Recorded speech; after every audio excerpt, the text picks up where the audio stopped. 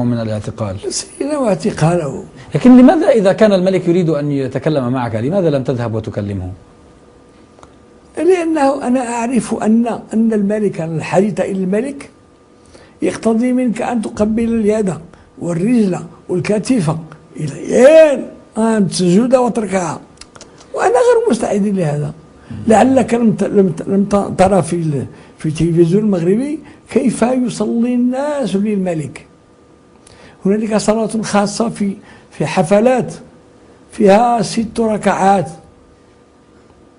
يركعون أمام الملك، وأنا لم أكن مستعدا لهذا. فالله يبارك عمر سيدي ويركعون والناس في لباس أبيض وفي وعلية القوم، الحكام والمفوضون والجيش والكذا، كل الناس يلبسون ذلك اللباس المخزني الرسمي، وكأنهم في محراب. كأنهم في محراب.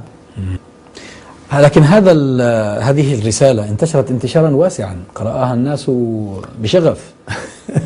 بعض الناس، وبعض الناس ردوها إلي،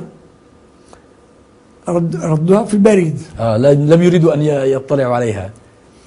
وكثير منها وقع في أيدي البوليس.